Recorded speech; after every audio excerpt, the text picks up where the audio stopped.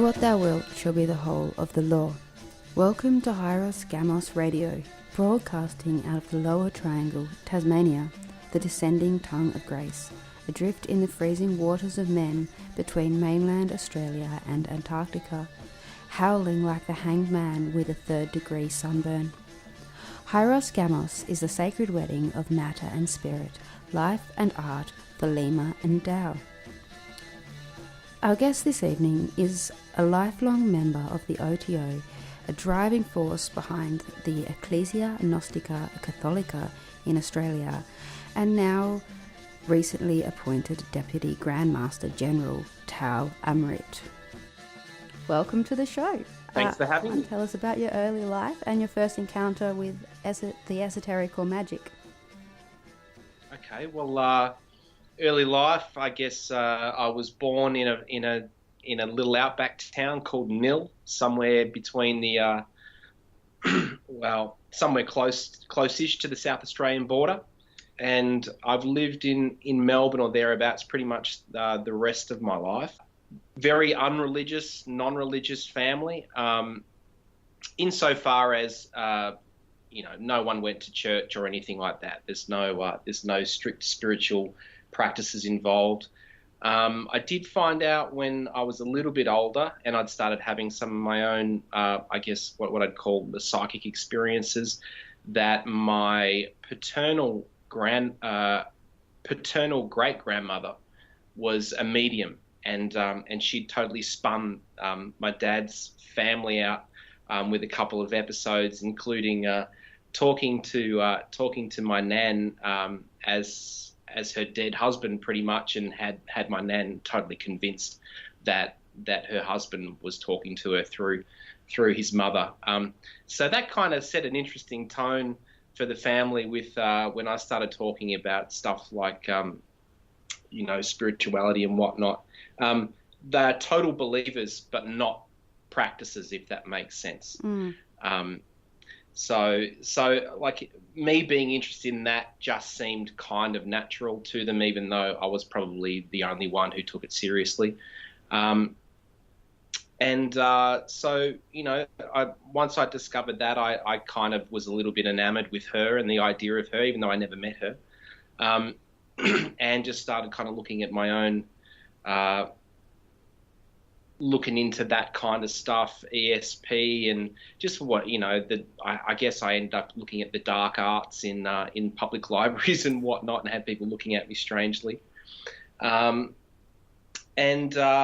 then one day I picked up this crazy book called The Encyclopedia of Forbidden Knowledge, and at some point in that book I found a chapter on this. It was an account, really, of a person who had got a copy of the Book of the Sacred Magic of Abramelin the Mage, and he'd traced out one of the magic squares that's in the book on a bit of parchment, and within minutes the whole room where he was filled with mist and all these crazy kind of spirit figures and whatnot. It totally freaked him out.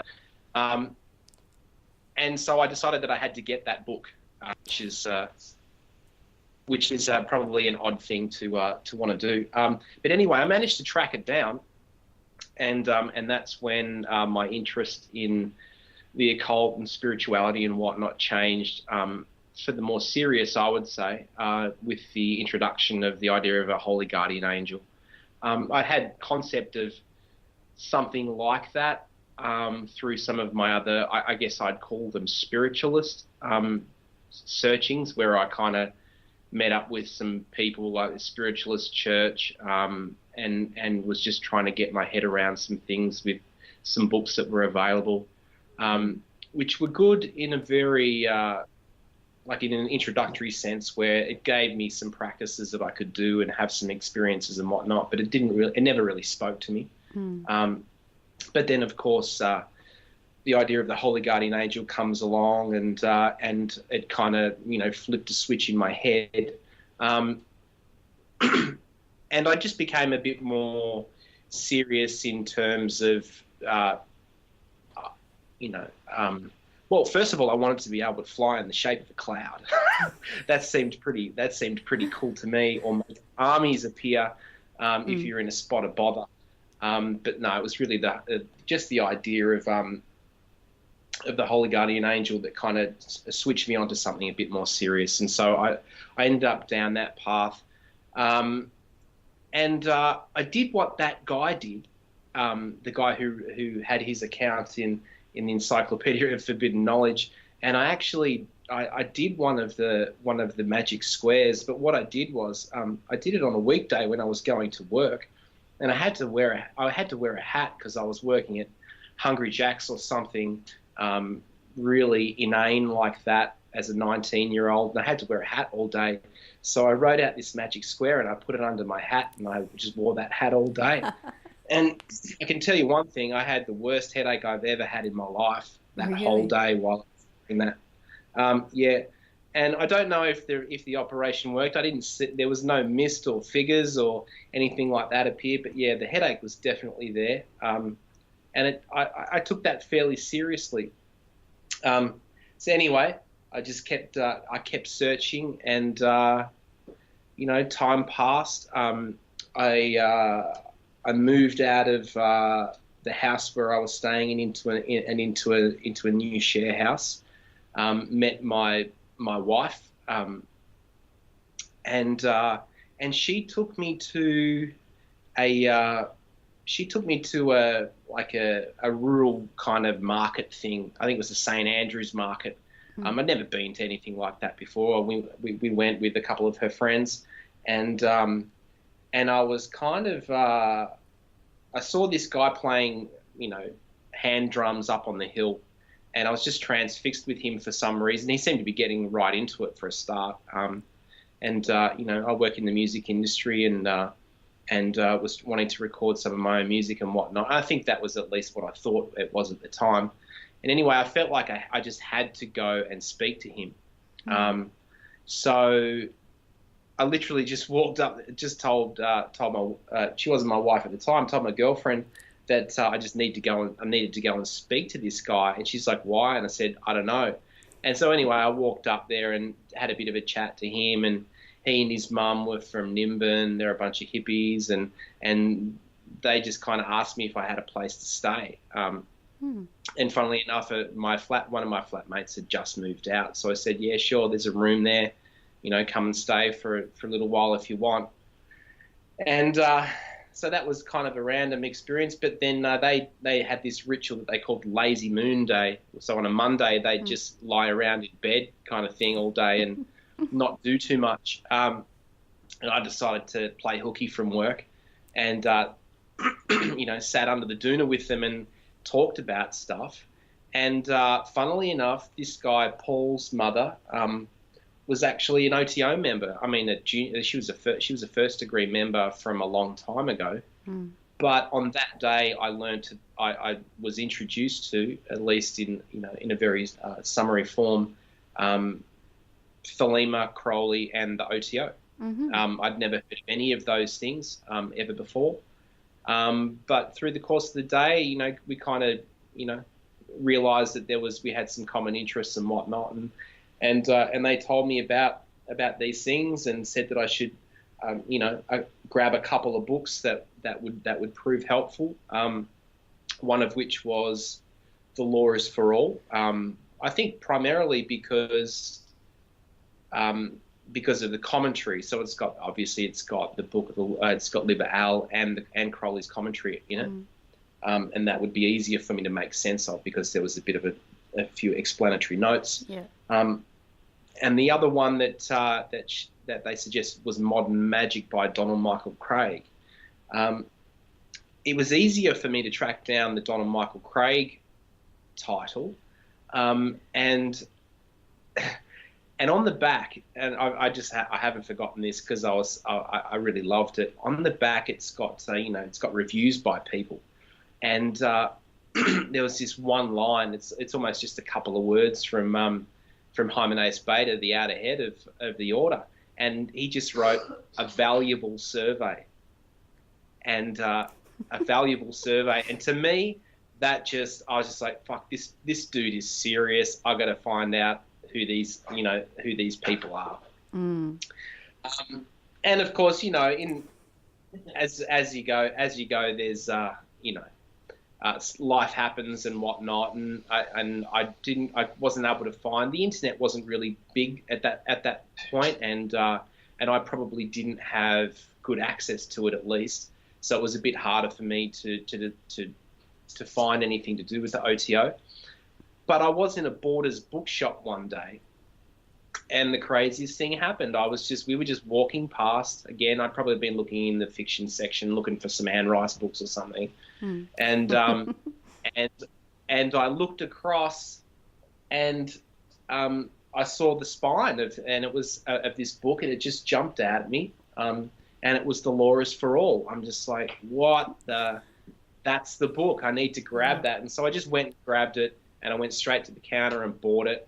And then I remember completely driving my girlfriend crazy when I just reading this stuff like out to her in the car, because I just couldn't believe it. It just seemed like it was my language, although of course I could never have spoken it. But it just made so much sense to me when I first read it, and from that point on, I probably got some better internet access and discovered that there was no OTO in my area. So I was in contact with the Sydney local body, Oceania Lodge. And I think the trail went cold there at some point, and I thought I'd said something wrong in my email correspondence with the secretary. And at some point, a few months later, I decided to just bite the bullet and ask if I'd done something wrong. And of course, it turned out that he'd gone on an extended overseas holiday. Someone else had taken over as secretary, and they didn't know that I even existed. So, that's lucky that you did actually follow that up. It was lucky. And the funny thing was that they were holding the first of I guess it was an international festival. There was a lot of Australian members and some people from New Zealand, and I think some South Africans and whatnot that ended up turning up as well. But they said, "Oh, look, sorry that we've let you lapse there, but if you're interested in doing your Minerva, we're having this festival like next weekend. If you want to get in a car and drive up to Canberra, and we can do your Minerva there," which I later found out broke every single rule in the book. There was no cooling off period of pledge forms.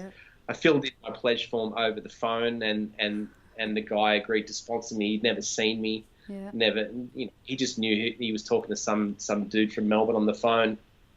But yeah, I got in the car. I was still waiting for directions to the venue, as I was kind of wanting to get in the car and start driving interstate. But yeah, I got it all, and I turned up there, and I had a great time, and I did my Minerval, and I've never looked back, I guess.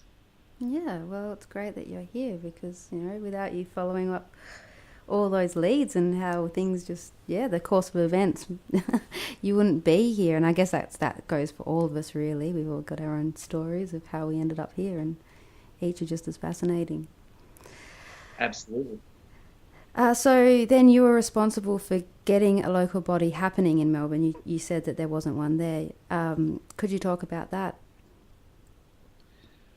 Yeah, so strictly speaking, I didn't start the local body. I was definitely the founding secretary. The second person who agreed to sponsor me the day of my Minerval was a brother who was travelling for work from Britain. And he was actually living in Melbourne, but there was no local body here. So he sponsored me, and on there being at least two. His wife was also a member, but they weren't particularly active. Obviously there's no local body in Melbourne, but they were around. So we decided that he would start a body, within the full knowledge that when he got moved on for work, that well, at least I was there to be able to pick up from where he left off. So that was Company of Heaven camp. Seems like a lifetime ago, but yeah. So we didn't initiate anyone. We had a bunch of people interested, and then Mark moved on. He got relocated for work, and then of course I took over the local body from there, and yeah, and we got it going at some point. At some point, I got my initiator's charter, because at the time you could be a camp master and not actually be a chartered initiator, because you only had to be a first degree at the time. But I got my initiation charter, started initiating, organised for other initiators to come down and get the ball rolling for us in the meantime, and then upgraded it to an Oasis, changed the name. It's actually, when we got chartered a lodge, I changed it from Company of Heaven to APEP. Mm-hmm. And then it be, so APEP Lodge, and it's still kicking along at the moment. I think it's an Oasis as we speak, but it's still kicking along in Melbourne. I've started a couple of local bodies, been around for a while. And so after I handed over the lodge to someone, my wife and I started Layla Rose Choir Chapter, which is a 5th degree local body, mm-hmm. And we still run that to this day, still going. And we've also started a Mystic Temple, Sancta Memoriam Mystic Temple, which is a 6th degree local body, which again we co-run at presently as well. Right. So I've been in starting a couple of things, but APEP probably wasn't, strictly speaking, me starting it. But I think that without blowing my own horn, it didn't get very far before locals were running it, I think, and that's probably an important point to make, is that local people running local bodies with local memberships, tend to, in my opinion, work. Not necessarily better, but with, more things happen, if that makes sense. Yeah. And Australia being such a big country, I think that's probably quite important to have that locality, that for a sense of kinship, I guess. Yeah, definitely. I mean, maybe if and when our numbers grow to a point, and we've got multiple local bodies happening in smaller areas, that might not be quite so important. Maybe it would be more important, actually. I'm not sure, but yeah, Australia is big. Even a state like Victoria, we've got a couple of local bodies in Victoria now. There's one operating out in Ballarat, Nuit Hadit Camp. Mm-hmm. But that's an hour and a quarter or an hour and a half between local bodies there. So it's still a fair whack of territory. And then there's other regional centres like Geelong and Bendigo, which are again at least an hour and a half or 2 hours away from either of those either of those other cities. So there's definitely room for it, and we'd want to have local people running those shows. It's a bit more relevant. Yeah. Oh, and then you can also have more opportunity to have events and meet up with each other. I mean, if everyone's too far away, it's a bit difficult to catch up, So yeah, no, it's good that there's indeed keep it local. So at what point did the EGC become an important focus for your work? Look, when I was running Company of Heaven, Oasis, and then APEP Lodge, my wife and I started doing the Mass as part of a local body thing. I don't. It's interesting. Having said that, I don't have a religious background or religious family background. The only time I ever went to church as such was at the bequest of friends or the invitation of friends, and it was always slightly underwhelming. Probably because I wasn't able to partake in certain things that I was interested in at the time.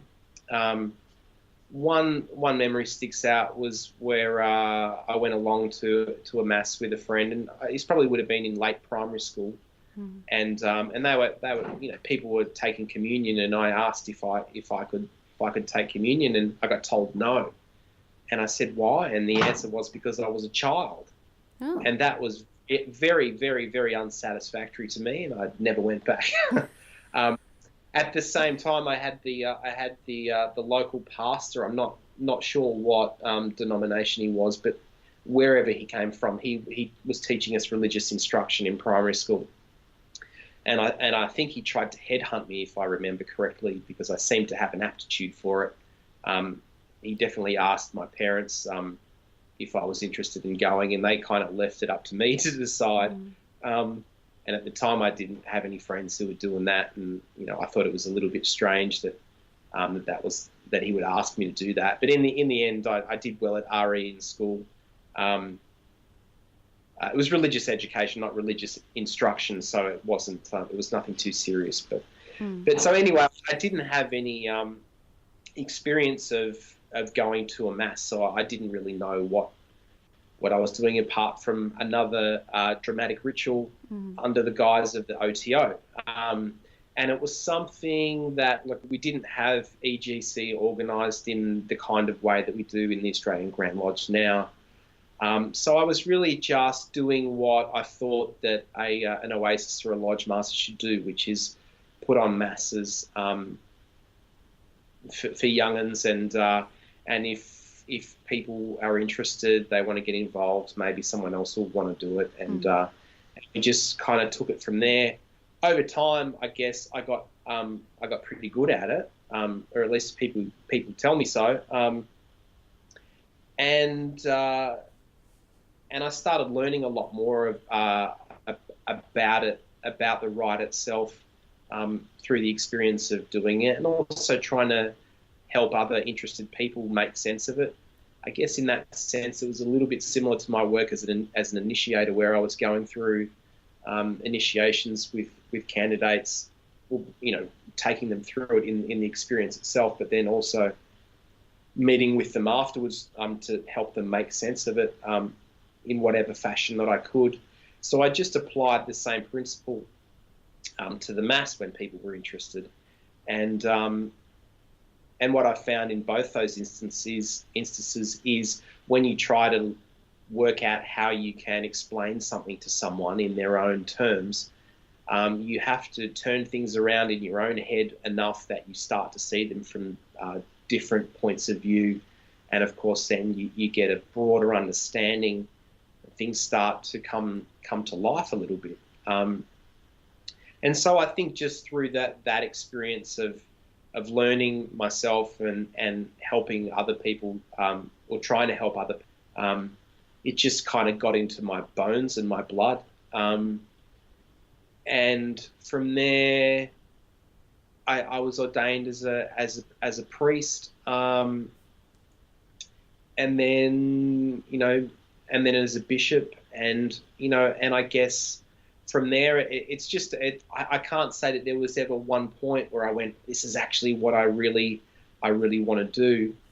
It was definitely a creeper, but it's undeniable for me now. I love doing the Mass. I think it's a beautiful rite, and every time I do it in the same way or every time I see it done, actually, in the same way that every time I see a Minerval initiation, I get something new out of it. Mm-hmm. And I continue learning, and that keeps it's probably a poor explanation, but it keeps me interested, and it also tells me that there's something to it. If I keep finding new inspiration in something, even though I've seen it and done it countless times before, then that's I just keep rolling with it. So there's that. Yeah. You sound like probably most of the teachers around the world, actually, with that answer. It's very much a natural teaching kind of answer, and it's a good one. Yeah. Oh, thanks. So can you tell us about your appointment as Assistens Throno Primatio, if that's how you pronounce it, and what exactly is that? Okay, well, you did a pretty good job at pronouncing that. It's a title that was kind of ripped off the Catholics, which roughly translates to assistant to the throne of the primate, which it's kind of an adaptation, I guess. I can't remember exactly what it would be in the Catholic Church, but it's essentially the assistant to the Pope. Now, that's not exactly what I am here. I would be the assistant to the Archbishop, I guess. But in practical terms, it's the deputy primate of the EGC in Australia. So second in charge of the church, or the general manager is the way I tend to think about it. Where I try to manage a lot of the ongoing groundwork. Whereas I engage with the regional bishops that we have. Of course, I'm a bishop myself, but I try to coordinate the regional bishops and have them reporting back to the primate through myself about what's happening in their individual areas, about who they have that they are supervising, novitiates or ordained priests and priestesses, and recognised priests and priestesses and ordained deacons. And I guess I also try to develop or keep developing the educational program that we have. In that sense, which is it's very much a work in progress, because by the time people get to 7th degree and ordained a bishop, they do have, they should have, let me say that they should have a pretty good idea about what they're doing. So it's fairly hands off in terms of the everyday supervision of, a bishop working with a team, and that dealing mostly, I would say, with the practice of liber ex vi, doing masses. The way we're heading, or the way that we see ourselves organising the EGC in Australia is slightly different to the way other OTO groups around the world may do it. I'm not exactly sure, but we are leaving performance of masses, in the general sense, to local bodies. So lodges and oases. And then once someone has, had a go at it, and they decide that it's something that they really want to follow up, then we start looking at the idea of the EGC. So in Australia, the EGC is really the public face. So it integrally involves performance of the Gnostic Mass, but we're talking about public masses. And we're talking about trying to develop communities and possibly even run local temples, which would be akin to a local body of OTO, but kind of separate in a sense as well. That is open to the public. So in that sense, everyone can have a go. Minervals can have a go at doing mass, but it would be a private mass within a local body. Then, if someone was interested in pursuing becoming a deacon, they can do that from 3rd degree. They can be ordained a deacon. But as far as priests and priestesses go, we're really looking at, and this is kind of new, this new setup, but we're looking at starting to work as a novitiate priest or a priestess at the Knight of East and West degree. And then that's where they would really be working one-on-one with the bishop, and we would be looking at training them more intensely, and then looking at somewhere more around the 5th or probably the 6th degree to recognise priests and priestesses to work in a public sense. So that's a little bit different, at least to my knowledge, of where that sits. But yeah, the EGC is definitely that public face. It's the way that the OTO interacts in a religious sense, or with the public. Mm-hmm. And so that's the way we're organising it. So our EGC can tend to be a little bit light on, in terms of its membership, and how much we can get done, but we're looking for quality over quantity. And there are obviously people who just like doing the mass, but they don't want to live the religious life in the true sense of the word, where you're a pillar of a community, and you get everything that entails, the good and the bad. You get to do mass, but then you also get people wanting to come to you for pastoral advice, or some grief counselling, or any of that stuff that comes along with the sacraments in the ordinary sense of the word, where you're a part of people's lives, possibly from the birth of their child or their own weddings, marrying people, naming ceremonies, and even last rites and funerals.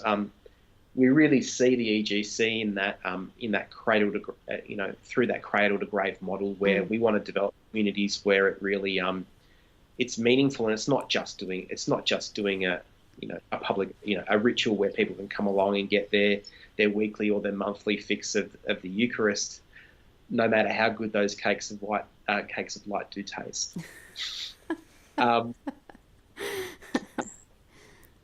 So yeah, as the Assistens Throno Primatio, I'm really kind of overseeing, or trying to oversee, that transition from the way that we organise, also the transition from someone who comes through an OTO local body, is interested in mass, decides that it's something that they want to seriously follow up and are willing to put in the work, and get them, signed up with a bishop and working, and then kind of managing that stuff. So yeah, but the educational thing is probably the biggest focus for me right at this point in time, in terms of trying to develop some kind of program that we can roll out, that's relevant, but it covers all the important points. So yeah, that's kind of it in a nutshell. But yeah, to answer your question succinctly, I would say it's the deputy primate, or the general manager of the church. How do you envision the EGC developing in the kingdom in the coming years, and what challenges do we face? So yeah, you just talked about what you're up to now. Well, what are your plans for the future? Continuing to develop the church along those lines. We're definitely what I'm talking about is, or I talked about with the last question, was really setting the groundwork for how we keep moving in the future. But I think as time moves on and people do start to get their head around the way that we organise, and I know that there is some confusion. People who perhaps didn't ask the question have put out there that OTO bodies aren't allowed to do masses, and that the EGC was kind of cutting people out of that and trying to set themselves up as separate. And I don't know where they get that from. Clearly, it's not the case. It's the EGC of the OTO. We're not separate to the OTO.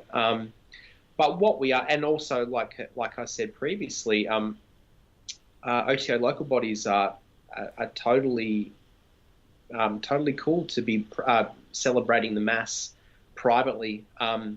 And that, of course, gives them the opportunity for people who want to have a go and decide whether they like it, if they're good at it, if they want to follow it up.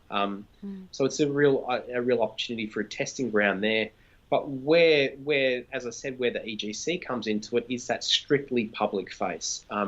So we want people who want to engage with the public in this sense.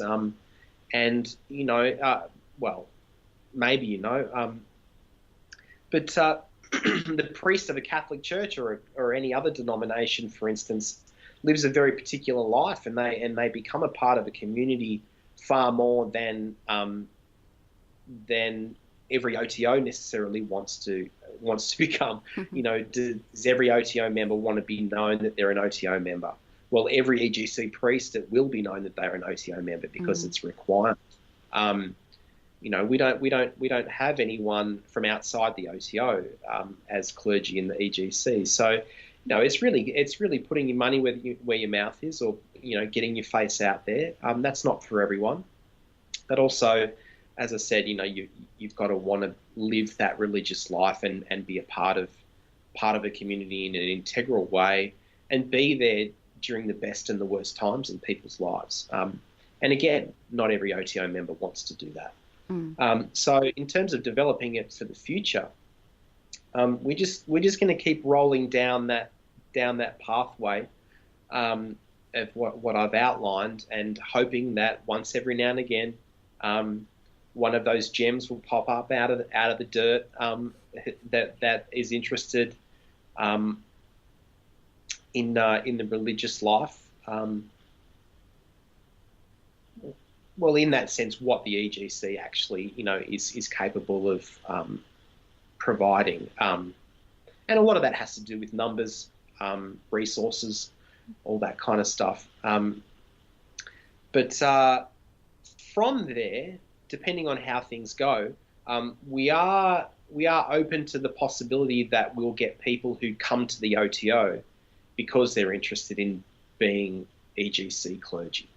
So shifting that focus from an OTO member deciding that they, who comes to the OTO because they want to join the OTO, and then also develops love for the EGC, we're actually open to the idea that someone may come along to a public mass, fall in love with the rite itself, and the community, and starts thinking about, well, this is something that I'm interested in doing as well. How do I go about it? And then, of course, they have to join the OTO. But from there, that might be, I think that's an opportunity where we start looking at the introductory degrees in a slightly different light. And so we're very much open to the idea that someone might join the OTO and look at their OTO career through the lens of the EGC specifically. So if someone was to go through those channels, then their progression through the degrees would be slightly different. And when we get to invitational degrees specifically, instead of the standard stream, which is, and what I mean by the standard stream is, becoming a local body officer, becoming a master and an initiator, and working your way through that.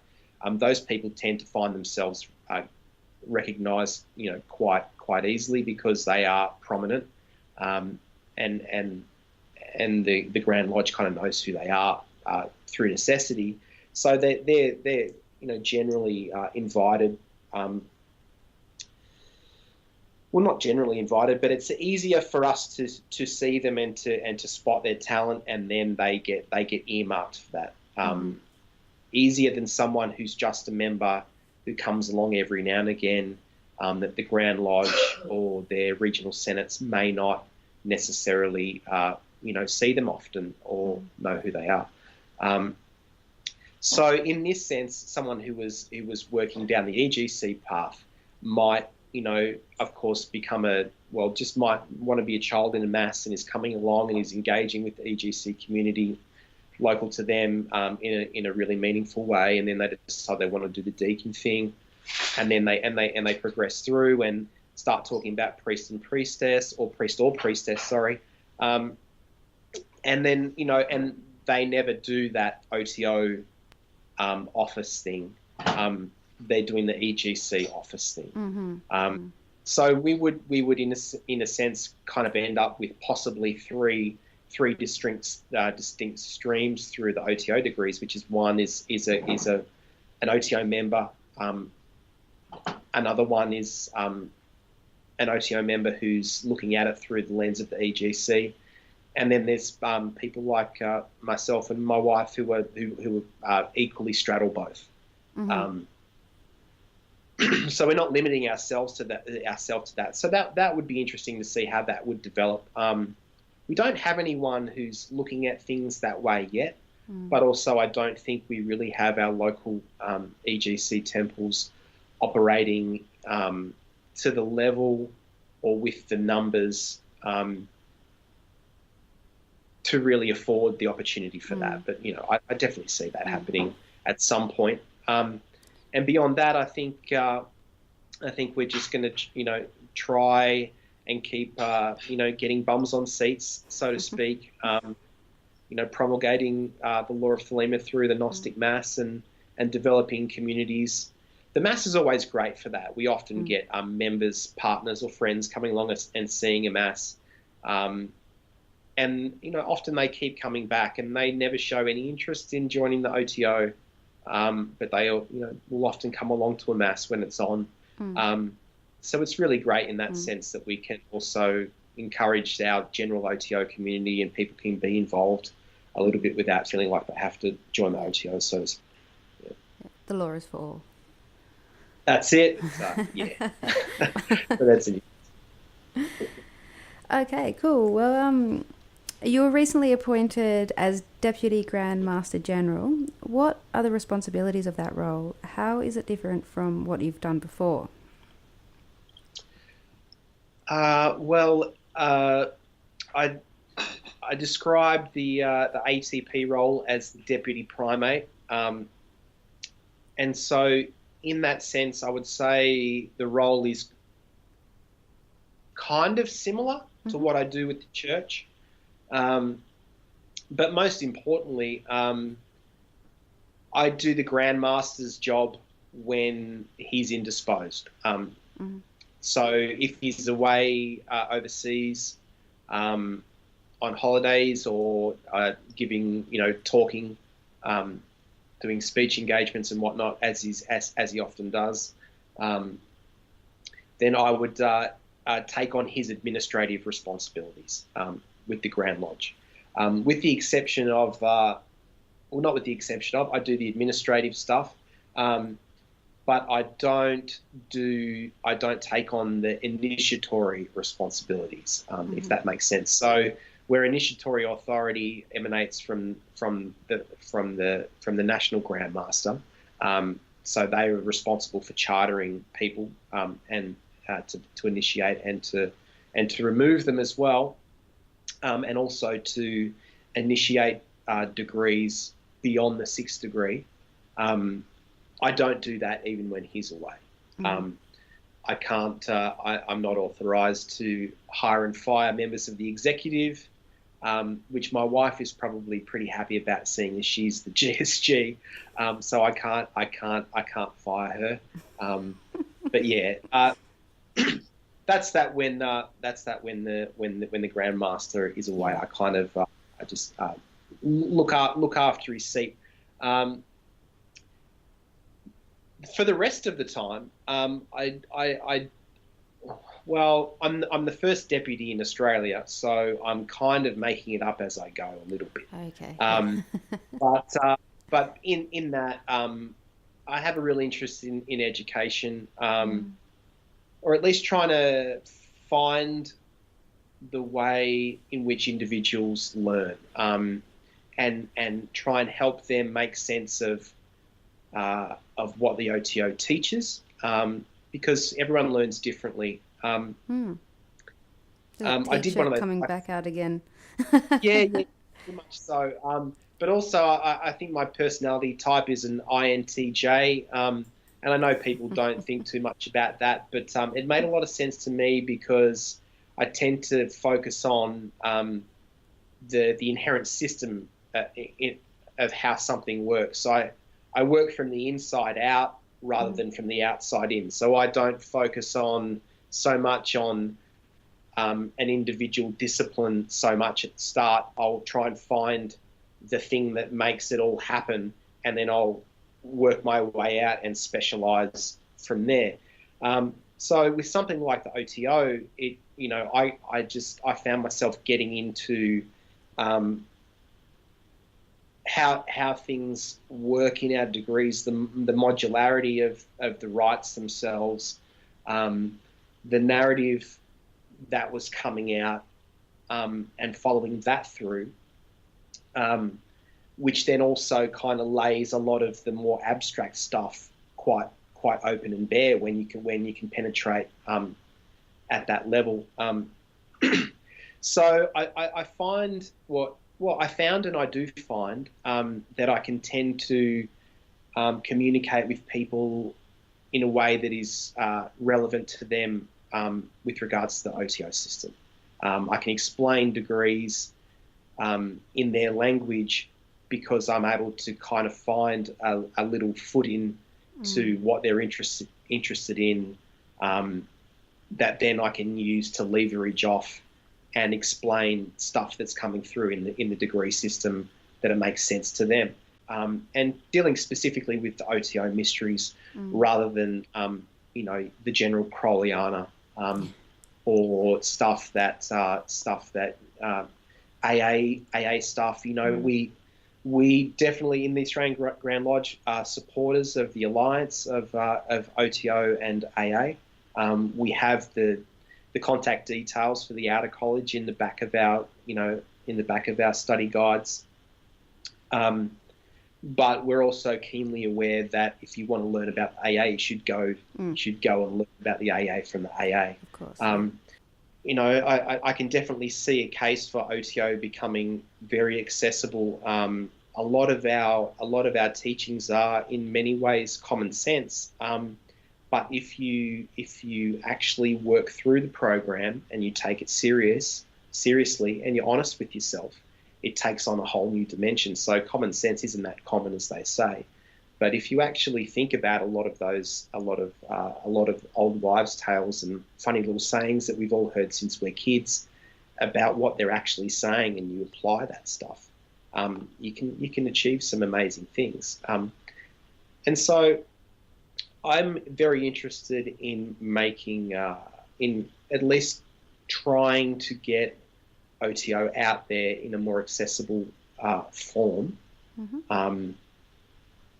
without taking anything away from its magical and mystical import. But I also see those things as being something. I probably have a different view of those things than other people might. I don't see magic and mysticism as necessarily being robed up or doing yoga or invoking goetic demons or anything like that.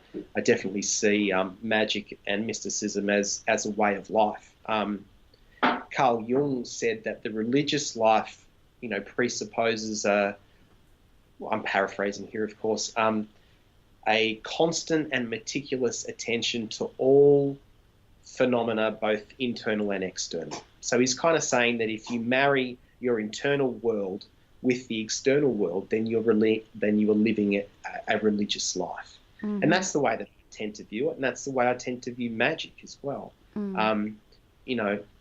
If magic is the science and art of creating change in conformity with will, then that's exactly the same thing that Carl Jung's talking about.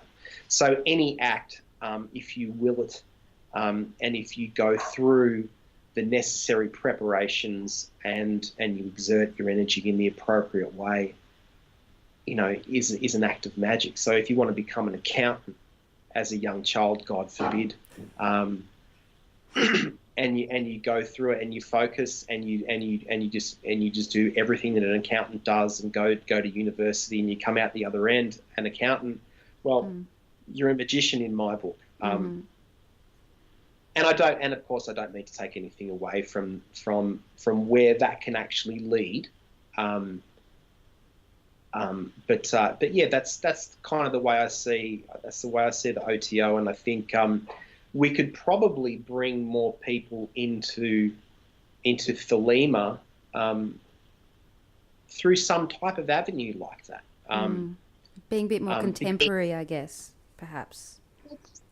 It's definitely one way of looking at it, but religion gets a really bad rap, Does these and I days. think that's just based on the sins of the father, if you want to call them that, and history, the unfortunate events that we see around us with religious zealots and militant zealots, even worse. So definitely in my circles and my circles of friends who aren't OTO. A lot of them are just don't like the idea of religion, full stop. Because of that, even though I can talk to them about, philosophical things and I am who I am. I don't change that for anyone. I don't hide the fact that I'm interested in this stuff, but I do actually try to communicate with them in their own language. And funnily enough, they never tell me I'm full of shit. They don't see me as a religious person. And also the prevalence of groups like the creationists who just bring it down to such a level that it is just nothing but tales of fancy and fable. There's a great quote in I think it's the introduction or the editorial to Equinox 3:1, where Crowley talks about the world needing religion.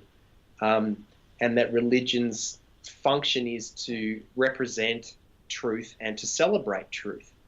And I am 100% with him on that.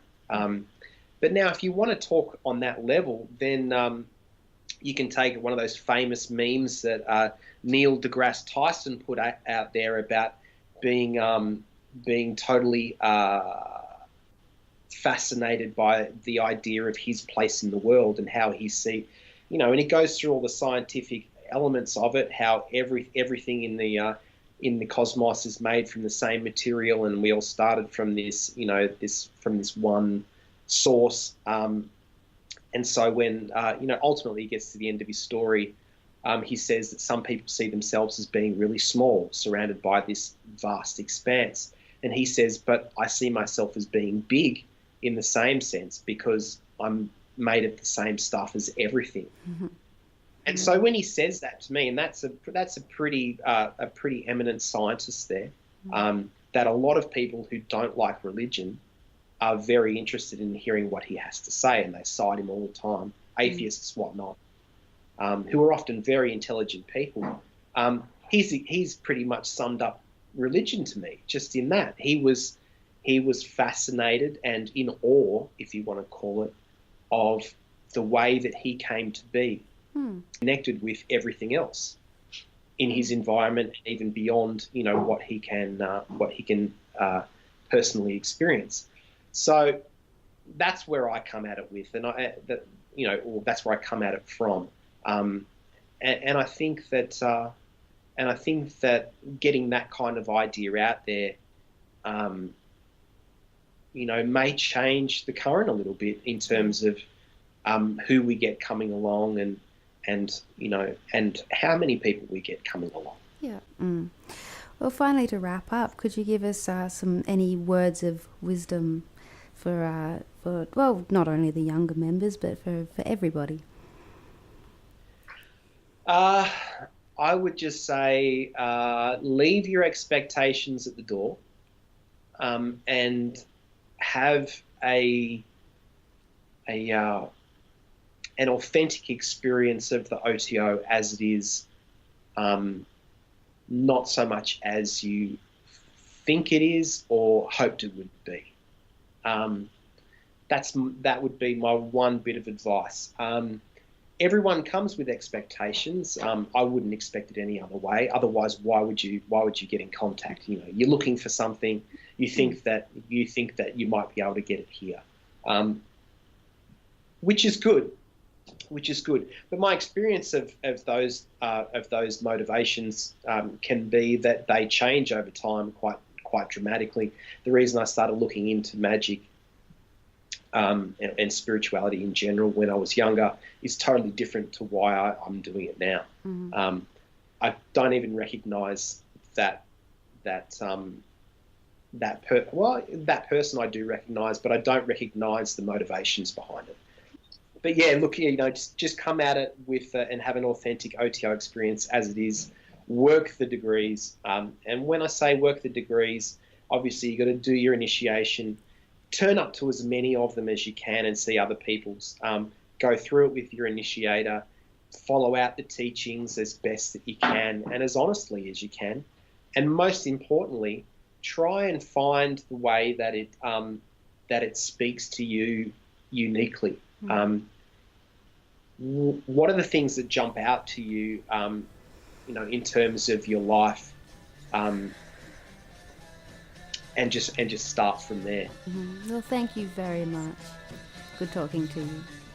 No worries at all. Thanks for having me. We hope you've enjoyed the show.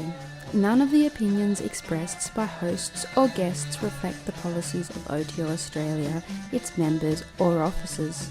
This is your host, Sora Mer. Love is the law, love under will.